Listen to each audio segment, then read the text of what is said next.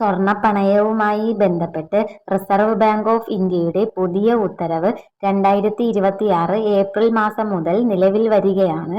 നിലവിൽ സ്വർണം പണയം വച്ചിട്ടുള്ളവരും ഇനി പണയം വയ്ക്കാൻ ഉദ്ദേശിക്കുന്നവരും സ്വർണ്ണപ്പണയത്തിന്മേൽ ഏപ്രിൽ മുതൽ നടപ്പിലാക്കുന്ന പുതിയ മാറ്റങ്ങൾ എന്തൊക്കെയെന്ന് നമുക്ക് നോക്കാം. റിസർവ് ബാങ്കിന്റെ പുതിയ ഉത്തരവ് ഏപ്രിൽ മാസം മുതൽ നിലവിൽ വരും. ഈ ചട്ടങ്ങൾ പാലിക്കാൻ 6 മാസം സമയം നീട്ടി നൽകണമെന്ന് ഗോൾഡ് ലോൺ സ്ഥാപനങ്ങൾ ആവശ്യപ്പെട്ടിട്ടുണ്ടെങ്കിലും RBI ഇതുവരെ തീരുമാനം എടുത്തിട്ടില്ല. 2.5 ലക്ഷം രൂപ വരെയുള്ള വായ്പകൾക്കാണ് ഇളവ് നൽകിയിരിക്കുന്നത്. പണയം വച്ച സ്വർണത്തിന്റെ മൂല്യത്തിന്റെ 75% വരെ മാത്രമേ വായ്പയായി നൽകാവൂ എന്നതായിരുന്നു കരട് മാർഗരേഖയിലെ വ്യവസ്ഥ. എന്നാൽ പ്രതിഷേധം ഉയർന്നതിനെ തുടർന്ന് 2.5 ലക്ഷം വരെയുള്ള വായ്പകൾക്ക് 85% ഉയർത്തി. 2.5 ലക്ഷം മുതൽ 5 ലക്ഷം വരെ 80%വും 5 ലക്ഷത്തിന് മുകളിലുള്ളവയ്ക്ക് 75% എന്ന പരിധിയും ബാധകമാക്കും. ചെറുവായ്പകൾക്ക് വയ്ക്കുന്ന സ്വർണത്തിന് താരതമ്യേന ഉയർന്ന തുക വായ്പയായി ലഭിക്കും. എന്നാൽ മൂല്യം കണക്കാക്കുമ്പോൾ മുതലിനൊപ്പം കാലാവധി പൂർത്തിയാക്കുമ്പോൾ അടയ്ക്കേണ്ട പലിശയും കണക്കാക്കും. അങ്ങനെ കണക്കാക്കുമ്പോൾ വായ്പയായി ലഭിക്കുന്ന തുകയിൽ കുറവുണ്ടാകാം. ബാങ്കുകൾക്കും ബാങ്കിംഗ് ഇതര ധനകാര്യ സ്ഥാപനങ്ങൾക്കും ഈ വ്യവസ്ഥ ബാധകമാണ്.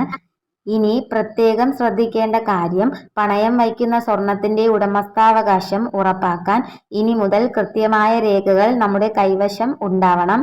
വാങ്ങിയ ബില്ലുകൾ കയ്യിൽ ഇല്ല എങ്കിൽ സ്വർണം തന്റേതാണെന്ന് വ്യക്തമാക്കുന്ന സത്യവാങ്മൂലം ബാങ്കുകാർക്ക് നിങ്ങൾ നൽകേണ്ടി വരും. മോഷണം പോയ സ്വർണവും മറ്റും പണയത്തിന് വരുന്നത് തടയാൻ വേണ്ടിയിട്ടാണ് ഈ പുതിയ നിയമം. തിരിച്ചടവ് രീതിയിലും കർശന നിർദ്ദേശങ്ങളുണ്ട്. കാലാവധി തീരുമ്പോൾ പലിശയും മുതലും ഒരുമിച്ചടയ്ക്കുന്ന ബുള്ളറ്റ് റീപേയ്മെന്റ് വായ്പകളുടെ കാലാവധി ഇനി 12 മാസം മാത്രമായിരിക്കും. മുൻപ് പലിശ മാത്രം അടച്ചാൽ പുതുക്കാൻ സാധിച്ചിരുന്നു. എന്നാൽ ഇനി മുതൽ പലിശയും മുതലും പൂർണ്ണമായി അടച്ചു തീർത്താൽ മാത്രമേ വായ്പ പുതുക്കി നൽകൂ. നിങ്ങൾ വായ്പ പൂർണ്ണമായും അടച്ചു തീർത്താൽ 7 പ്രവൃത്തി ദിവസത്തിനകം ബാങ്ക് നിങ്ങളുടെ സ്വർണം തിരികെ നൽകണം. ഇനി അതിന്റെ കാലതാമസം ബാങ്കിന്റെ ഭാഗത്തു നിന്നും വന്നാൽ ബാങ്ക് തന്നെ ഓരോ ദിവസവും നഷ്ടപരിഹാരമായി 5000 രൂപ നൽകേണ്ടി വരും. കൂടാതെ സ്വർണത്തിനൊപ്പം ഇനി വെള്ളിയും പണയമായി നിങ്ങൾക്ക് വയ്ക്കാം. 10 കിലോ വരെയുള്ള വെള്ളി ആഭരണങ്ങളോ 500 ഗ്രാം വെള്ളി നാണയങ്ങളോ പണയം വെച്ച് ഇനി മുതൽ വായ്പ എടുക്കാം.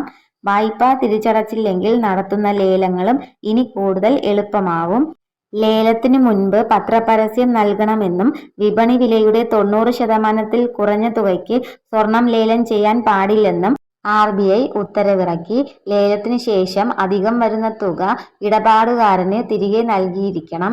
2026 ഏപ്രിൽ മാസം മുതൽ ഈ നിയമങ്ങൾ നിലവിൽ വരും. ഇതുപോലുള്ള ഇൻഫർമേഷന് വേണ്ടിയിട്ട് ചാനൽ ഒന്ന് സബ്സ്ക്രൈബ് ചെയ്യണേ.